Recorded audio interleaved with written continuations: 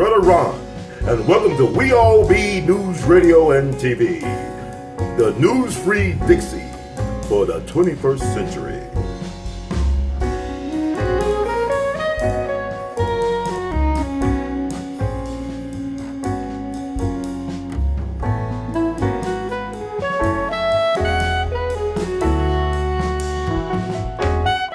Ain't nothing but a gangsta party, party. Ain't nothing but a gangsta party, party.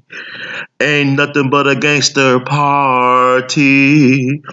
Good evening, boys and girls, scholars and laymen. Welcome to another wonderful, edutaining, infotaining edition of The Art of Instinct.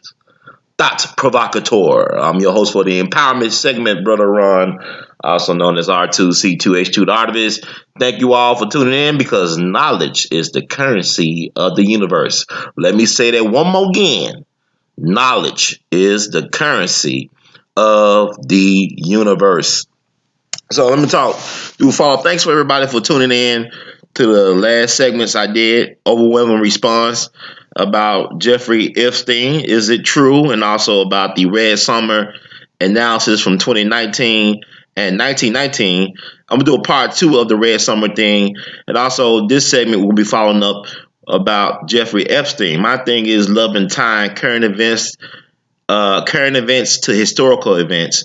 That's my thing. And let me just say a quick thing. I appreciate all the people who have received the information I'm getting out there. Like I always tell people, it's good to help people share with you. But sometimes, instead of getting that fish sandwich or that fish dinner, learn how to fish for yourself so you won't starve. So you won't be starving for knowledge. Learn how to fish for yourself. I don't mind feeding my people, but sometimes my people need to learn how to feed themselves. Go out there, harvest your crops. Go hunt for the truth. Go on a great truth hunt.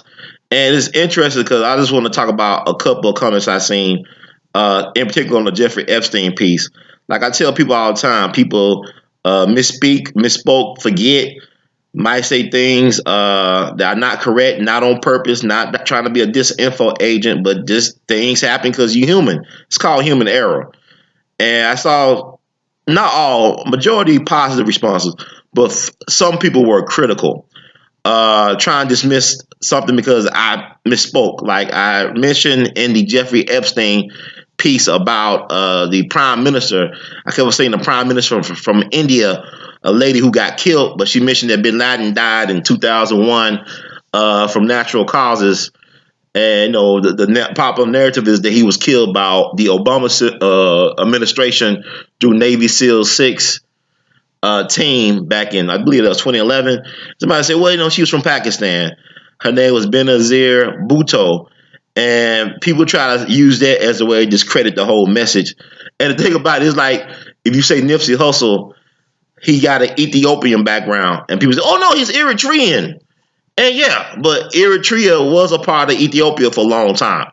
So it's like potato, tomato, Roosevelt. Same thing with Pakistan and India. It's easy to get them mixed up, confused. But I got y'all in the right neighborhood, though. Got y'all in the right zip code. Not necessarily the right house, but, give me credit for something because media, the ones y'all trust all the time, like CNN and MSNBC, they'll get things wrong a lot. Like, on, let's say, election night 2000, or let's say about Katrina, when they say people was cannibalizing people on the first day, was even a full 24, when the levees were exploded. I ain't going to say they were exploded, because people said they heard a loud bang. And we didn't have social media back then. Trust me, if we had social media back during Katrina time, the narrative would be totally different. Like, things that Cynthia McKinney was saying were true. People y'all left out of Congress. And boy, did we need leadership and honesty and transparency like Cynthia McKinney offered with her being Congresswoman. And she probably could have made a great president if we could handle the truth, but we can't handle the truth. The greatest vaccination job has been done on the majority of the people against the largest disease, against the greatest disease, the most dangerous disease, which is the truth in a system of lies. But people I saw some trolls on the comment section getting back to the Buto thing. Just because I couldn't think of the lady's name at that point, and I got her country of origin wrong, even though they're neighbors, right? It's like North Korea, South Korea, and I don't know it's not, brother Ron. I don't care. But I'm glad that people took the chance instead of them, the people who instead of just criticizing me, there were people actually who are part of We All Be Nation. They took it upon themselves to post her name and her proper position as Prime Minister of Pakistan. And she died December 27th, 2007. I remember that when she died around that time because we're going into 2008 to an election year. So that was on my mind. I was writing a story by Cynthia McKinney, and I think I interviewed Miss McKinney for the first time around that period. But what I'm saying is, I'm glad that people out there actually take it upon themselves to fish for knowledge. My thing is, I'm a thought provocateur. I call myself the artist thinks. This will name this segment. I just want y'all to think about stuff and try to connect the dots. La la la. And people think about stuff that's not good. Well, that's fine. You know what I'm saying? But it's humbling to know that people are receiving the information and that they're utilizing not just for their entertainment. A lot of y'all just like me to babble and talk about stuff because it's entertaining. And it said the things that could save your life, you look at it as being entertainment, and the things that don't mean anything, a lot of us put it on a high pedestal in our lives. You know, we feed a lot of energy into it. Beliefs are powerful. Beliefs are powerful. What you believe in, you make real. It becomes real to you.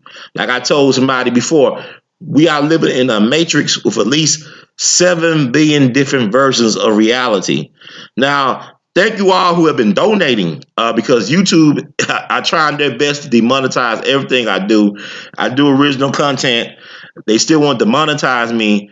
And it's fun because I'm talking about the same things that mainstream media talk about. I'm not talking about things in a threatening way. I'm not out here trying to bully people, and to my point of view, but yet the stuff that the mainstream media talk about, like Jeffrey Epstein, they get ass run on their stuff all the time. But my thing is, I'm doing things because I'm passionate about what I do. I love to share what I learn with other people. It's not about this little AdSense money, but you know, when people tell me, hey, brother Ron, we want you to keep on doing it, it's kind of hard for a car to run without fuel.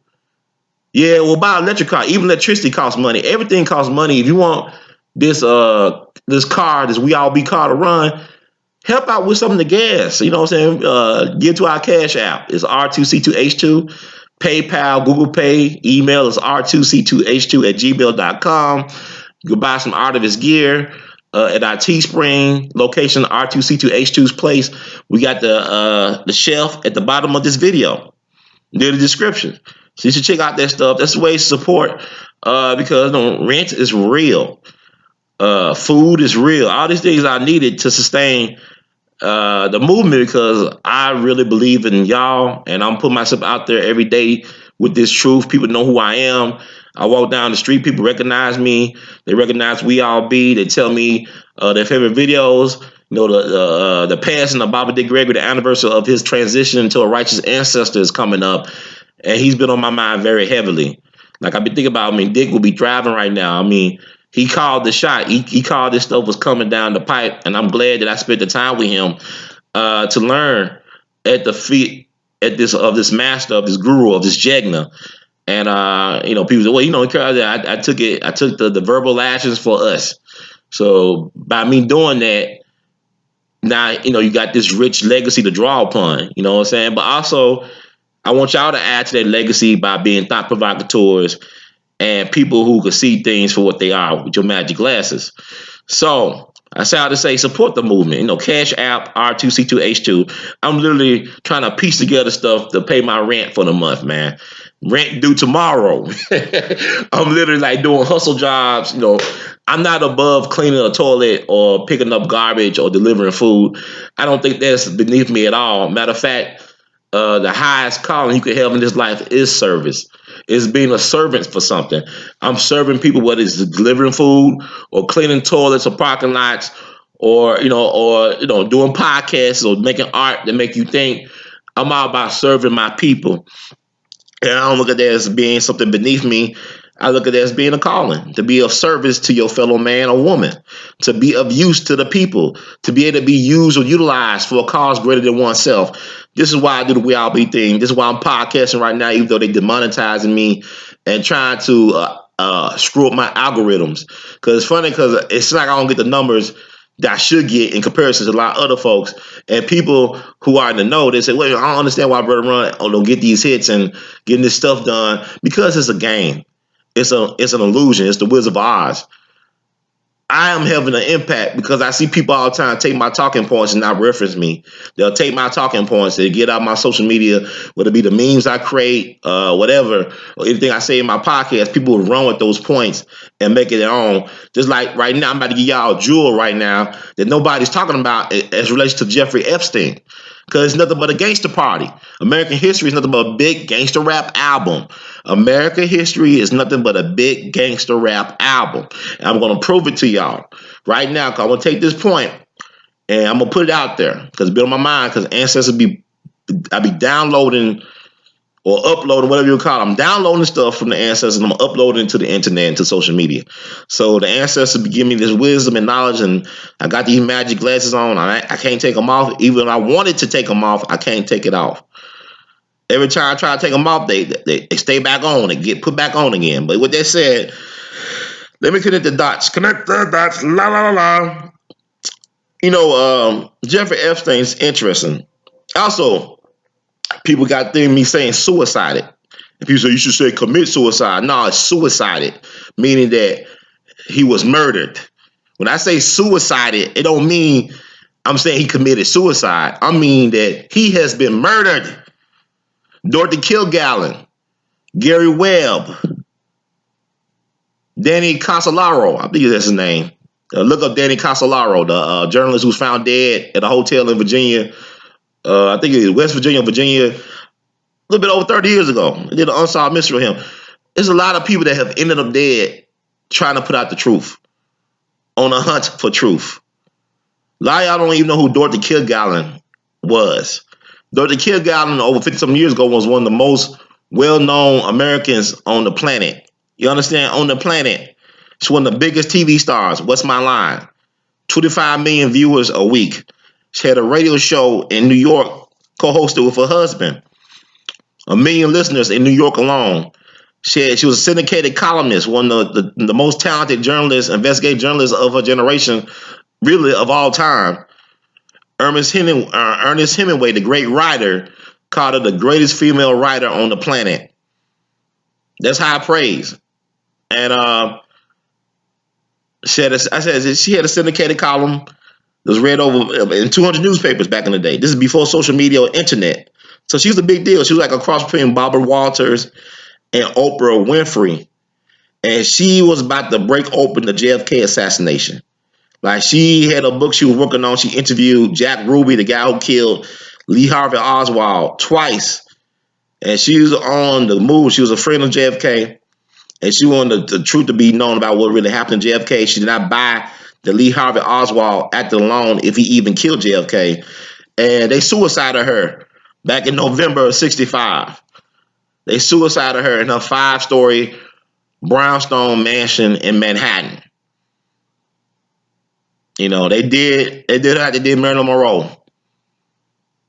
Okay, let's look her up. There's a dude named criminal defense attorney, retired, I believe, named Mark Shaw. He did a great book about Dorothy Kilgallen that came out in the last couple of years. It's been an option for a movie. Hopefully the movie will come out soon. But we don't even remember people like her. Gary Webb, the guy who broke the CIA was putting drugs and stuff and guns in the inner city communities back in the 80s to fund their operations in Central and South America. Gary Webb, the Dark Alliance, look up their website. They got all the information he did. It destroyed his career. On a little small newspaper out of California, the San Jose Mercury News, the little engine they could brought down didn't bring down the establishment, but brought them to their knees. And they used the establishment, used their so-called media to destroy Gary Webb's life and career, where they say he killed himself or suicided himself by shooting himself twice in the head in 2004, I believe. They say he suicided himself by shooting himself twice in the head back in 2004, I believe. We All Be Nation. Y'all can fact check what I'm saying. But this is what I'm talking about. People want to belittle demean and undermine what you're doing, but I know I'm having an impact because people are starting podcasts, people are doing things, and they tell me, Brother Ron, you inspired me to do this. Your channel was the first channel I subscribed to on YouTube. Thank you for, I didn't know who Dick Gregory was.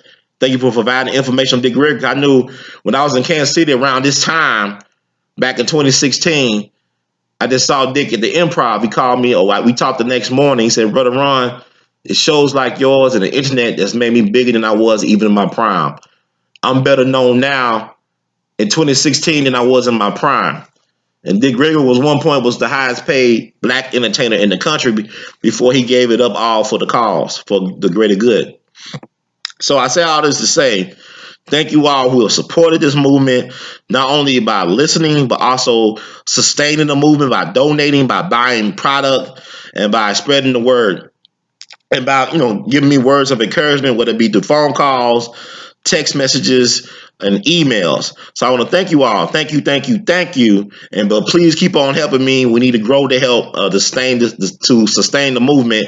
Like I said, the quickest way to donate will be the Cash App, $ R2C2H2, or through PayPal or Google Pay, which is email R2C2H2@gmail.com. Now, on with the show. Ain't nothing but a gangster party, party, party. Ain't nothing but a gangster party. Now, they said Jeffrey Epstein suicided himself, quote unquote, on Saturday, August the 10th. I was really shocked by that, but I wasn't surprised in a way. But it's kind of weird because they call the Metropolitan Correctional Center in Manhattan, the Guantanamo of New York. Stuff like that don't supposed to happen. Some of the most high-profile prisoners have been housed in that facility. Currently, Paul Manafort, the former Donald Trump campaign manager, is housed in that facility.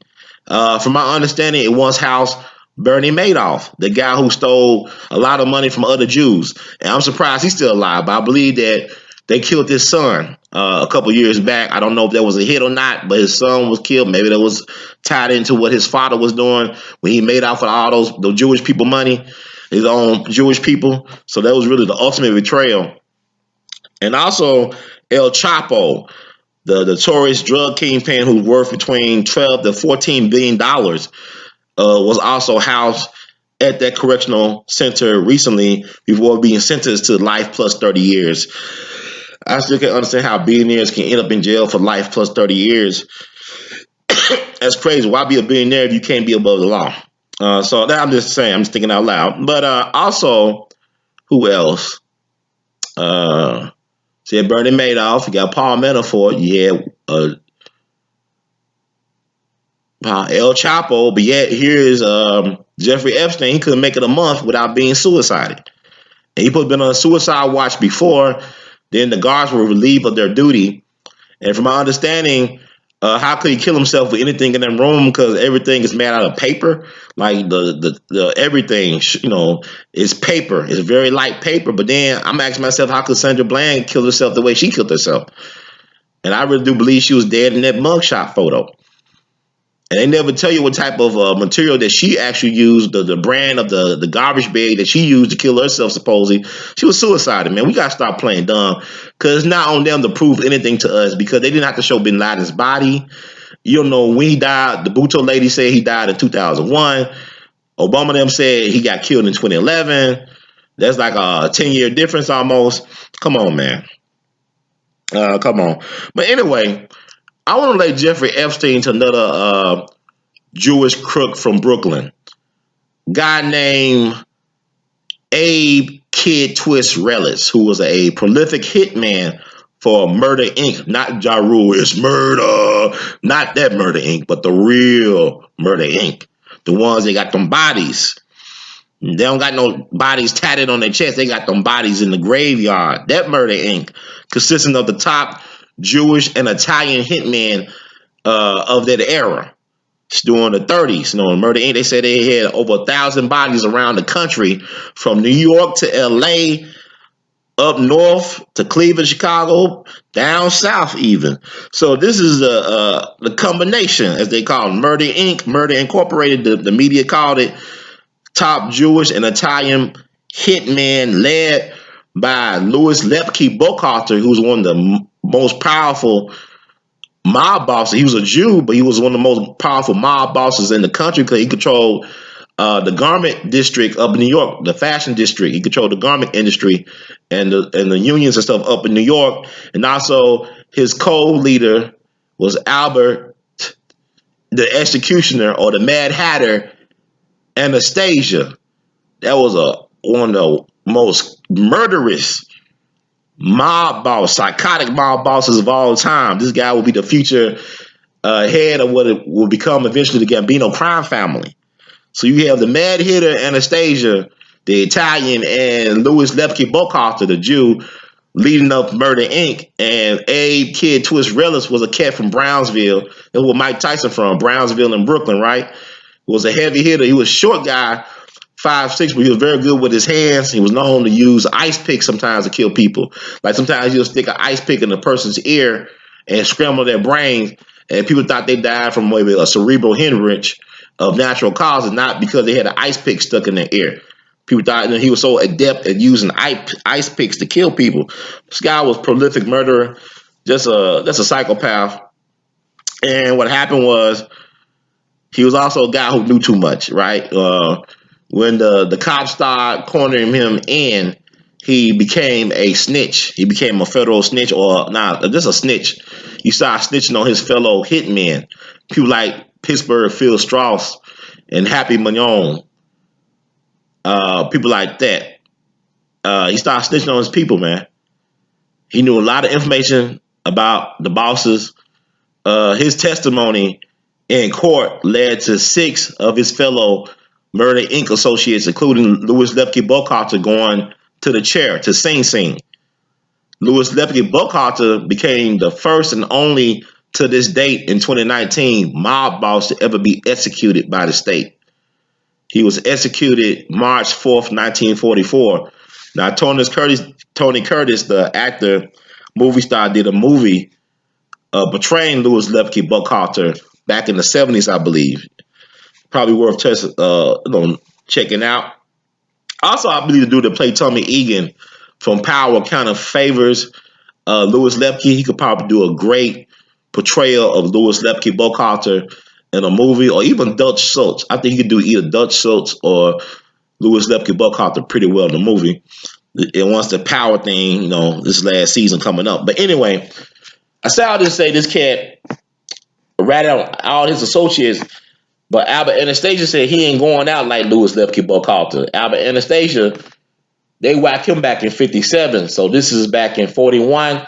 On November 12th, 1941, Abe Reles was guarded by 6 police officers, NYPD finest, right? Was guarding him on the 6th floor of the Half Moon Hotel in Coney Island, Brooklyn, right? So he was guarded by 6 of New York's finest in room 623 on November 12th, 1941, the same day he was going to testify against Albert Anastasia. They found him 6 floors down. Allegedly, he tried to escape. He had some bed sheets tied to his bedpost or something. And while he was trying to escape from the 6th floor, he fell to his death. That's the story. He fell to his death trying to escape. But really, what probably happened was allegedly the mob, Frank Costello and company, the mob raised $100,000 to pay off some of the police officers who were guarding him to throw him out the window.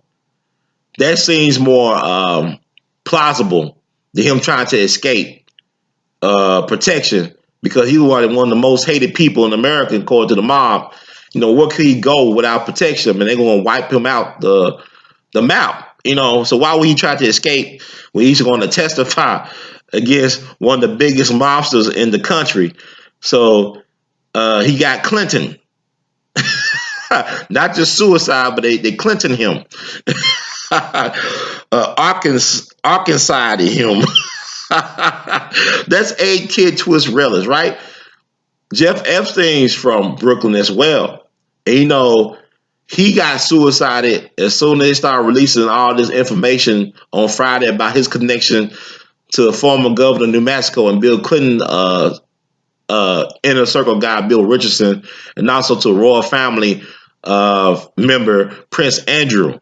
So isn't that interesting to compare these two Jewish criminals from Brooklyn who end up knowing too much for their own good and they had to be silenced because with A. Kid Twist Reles, he became known as the canary who could sing but couldn't fly. And you look at Jeffrey Epstein, they can say all this stuff about him now. Even with his girlfriend, I call her Lady Maxwell. Her father was a very prominent media mogul. That's Robert Maxwell, also spy for the Mossad, and he died crazy. This guy was a multi-billionaire media mogul and spy for the Mossad. He died a crazy death. Some people believe he faked his own death as well, but who knows? But I'm saying is this rabbit hole runs deep. This is better than watching House of Cards and Scandal and Power. This is better than any movie I've ever seen. This Epstein thing. It's crazy, but yeah, put that out there. Henry Kid Twist Reles in 1941, November 12th, 1941. Jeffrey Epstein in 2019, August 10th, 2019. Jewish guys from Brooklyn who knew too much, who was a part of the mob. Ain't nothing but a gangster party. Ain't nothing but a gangster party. Ain't nothing but a gangster party. And also, don't let this mainstream media trick y'all. The best information I have been getting about the Epstein thing is not coming from mainstream or mainstream news. It's actually coming from these podcasters on YouTube known as the Convo Couch. The Convo Couch. That's Convo, C-O-N-V-O, Couch, C-O-U-C-H, excuse me, Convo Couch. Dude named Pasta and his beautiful sidekick, both Bernie supporters, they're putting out some great information on the Epstein thing. It's worth checking out, man. It's very impactful, powerful stuff. They doing the job, like a lot of us are doing the jobs that the so-called mainstream media should be doing. They could do a quick Google search for some of this information out there. They won't do it. They keep on wanting to blame Donald Trump for everything. And that's the wrong way to think, because Donald Trump made the issue. He's really a distraction. It's not him that's the problem. The media, the way they portray him, they try to manipulate our emotions. That's the issue. So I want to get us back on track, but on y'all show, this ain't happening. It's a continuum to this stuff, what they're doing. So like I said, with the Reles guy, he was protected by 6 NYPD officers, and all of a sudden he's able to escape or try to escape. He falls to his death, 6 floors. Allegedly trying to escape all that time. I mean, he's doing all this talking about his former associates, sending 6 people to the chair. Had he testified against Albert Anastasia, it is quite possible he would have been the second mob boss to go to the chair in American judicial history. So think about the stuff that Epstein knew. He had ties to entertainment, to politics, to royalty, finance, science, universities like Harvard. They even said Lawrence Summers. Lawrence Summers was also a former president of Harvard University. He worked for the Clintons. He helped repeal the Glass-Steagall Act, which eventually led to the 2008 or 2007, 2008 Great Recession. So this is one of Clinton's minions and goons, just like Bill Richardson. So all this stuff, Bill Clinton say he only flew the man's plane, Epstein's plane, for 4 times when it was 26 times documented. And people want to smudge and mess up Chris Tucker's name. Chris Tucker can't win for losing. I mean, he's friends with Michael, close friends with Michael, and he's allegedly close friends with Jeffrey Epstein. And, he flew on a plane with Bill Clinton and Kevin Spacey when they went to Africa. They used Jeffrey Epstein's jet to go to Africa. But my thing about this, y'all got to use y'all thinking caps. If Chris Tucker was as close to Jeffrey Epstein as the mainstream media is trying to make him, then how come he got these IRS tax problems? Couldn't his good friend Jeffrey bailed him out? Shit, Jeffrey Epstein could have gave Chris Tucker enough money to do Friday too, for all I care. If he had that type of money. So we got to stop letting these people frame the reality that we live in, the space that we occupy. We got to reclaim that narrative and put some funk on it. Like, make it funky. Like James Brown, hit it on the one. Make it funky. Okay? So thank y'all for listening. Hope you learned something. Feel free to fact check me. Feel free to send some donations to buy some art, to buy some artivist gear. Like I said, Cash App, $ R2C2H2, PayPal, Google Pay, email R2C2H2 at gmail.com. Buy Artivist Art, R2C2H2.com. Check out Artivist gear you can wear at the Teespring official page, R2C2H2's place. Look at the shelf below the video to check out some of our art that you can wear. Thank you all, family, for listening once again. More to come very soon. In the words of the great Duke Ellington, we love you madly. But before I go, also, people understand that organized crime is interest because, like, when y'all think about organized crime, y'all just think about Italians a lot of times. But organized crime is like the United Nations. There's many tribes and stuff a part of that thing. And, the Jewish thing is always interest to me because, like I said, with Murder Inc., it was a combination of Jewish and Italians. But even look at, Las Vegas, Bugsy Siegel, he was a part of Murder Inc. too. Bugsy Siegel, Meyer Lansky, Dave Molitz. I think his name Dave Molitz from Cleveland. Jewish people helped make Las Vegas, right? Arnold Rothstein taught the Lucky Lucianos and stuff like that, and Frank Costello's how to run organized crime, how to make it organized. That's a Jewish guy who fixed the 1919 World Series, which is this year will mark the 100th anniversary of the 1919 Black Sox World Series, where he helped fix Arnold Rothstein, and it changed baseball forever. So anyway, with all that said, once again, boys and girls, scholars and laymen, thank you for tuning in. In the words of great Duke Ellington, we love you madly. Keep on producing and pushing. Peace.